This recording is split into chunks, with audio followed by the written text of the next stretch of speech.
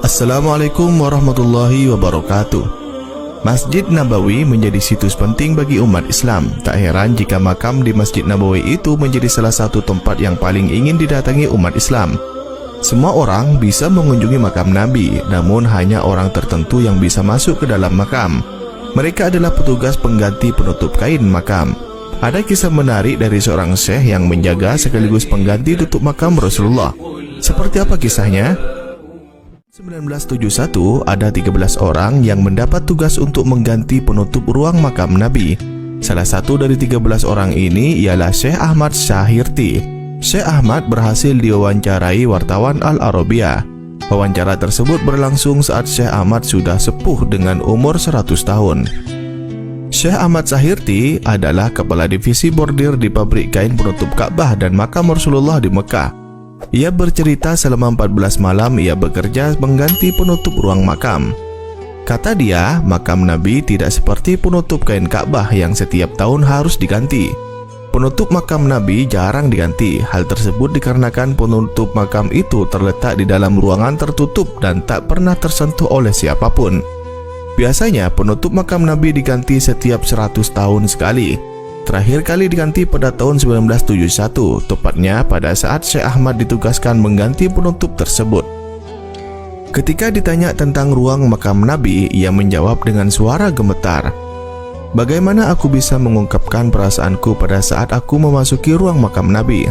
Aku tidak mampu, karena itu sudah di luar batas kemampuanku berbicara. Dan aku tidak pernah berpikir bahwa suatu hari aku akan ditanyakan tentang pengalaman ini.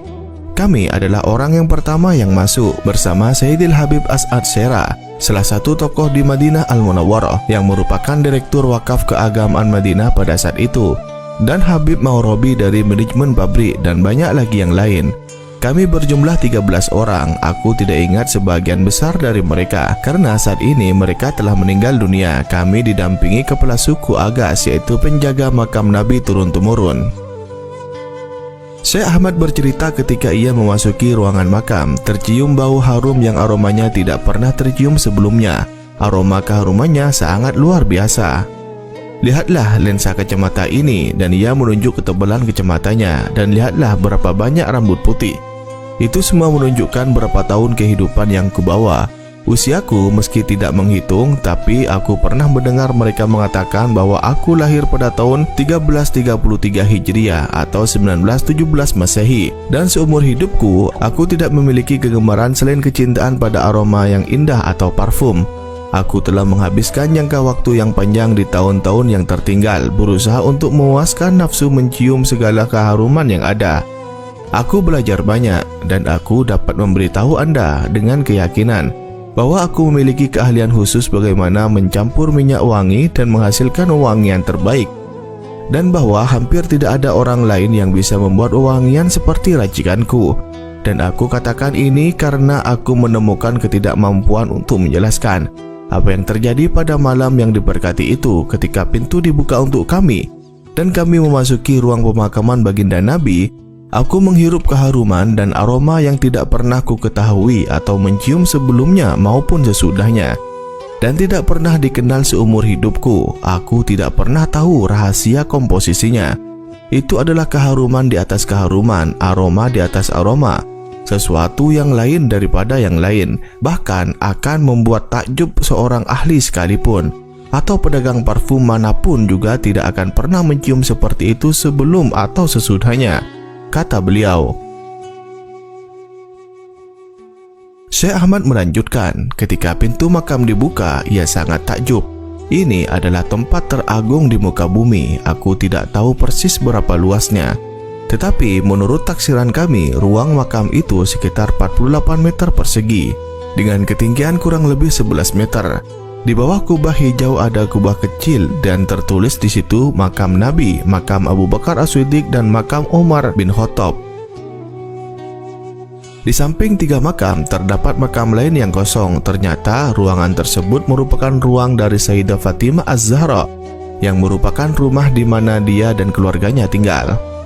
Ruangan makam sangat mengagumkan. Saking kagumnya kami sampai tidak tahu bagaimana untuk membersihkan potongan-potongan khusus yang dibuat untuk menempelkan kain pada kubah. Jari-jari kami goyang bergetar dan napas kami menderu. Kami tinggal selama 14 malam penuh, bekerja dari setelah sholat isya sampai azan pertama waktu fajar untuk menyelesaikan tugas ini. Kami menggunakan bahasa sinyal dan kalau terpaksa berbicara akan kami lakukan dengan berbisik-bisik. Kami terus menghapus potongan-potongan lama, melepas simpul dari penutup lama, dan membersihkan semua debu dan bulu merpati yang terjebak di tempat yang suci ini. Itu terjadi pada tahun 1971 dan penutup lama yang kami ganti telah berusia 75 tahun sesuai dengan tanggal yang tertulis di atasnya, kata beliau. Ruang makam menurutnya sebagian besar ditutup kain tenun yang terbuat dari sutra murni, berwarna hijau lembut dengan kain katun yang kuat, dan dimahkotai sabuk yang mirip dengan penutup Ka'bah. Tetapi di sini berwarna merah. Seperempat bagian dari kain dibordir dengan tulisan ayat Al-Quran yang mulia dari surat Al-Fat, terbuat dari garis kapas dan benang emas dan perak. Hal lain yang membuat Syekh Ahmad takjub ialah penglihatannya yang rabun karena termakan usia itu.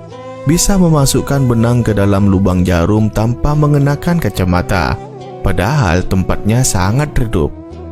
Beliau mengisahkan, "Di situ aku sanggup untuk menempatkan benang ke lubang jarum tanpa kacamataku. Meskipun cahaya sangat redup di tempat di mana kami bekerja, bagaimana Anda bisa secara ilmiah menjelaskan hal ini? Dan bagaimana Anda bisa menjelaskan fakta bahwa aku tidak merasa alergi? Aku adalah penderita alergi akut. Aku akan batuk parah jika sedikit terkena debu. Tetapi pada waktu itu aku sama sekali tidak terpengaruh oleh debu ruangan atau pasir yang terbang di udara.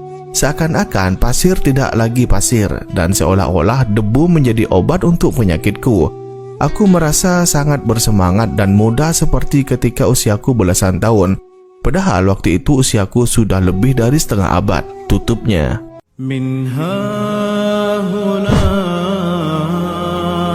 Ikhwani fillah, bagaimana pendapat Anda tentang kisah ini? Semoga kisah ini bermanfaat dan kita bisa mengambil pelajaran di dalamnya.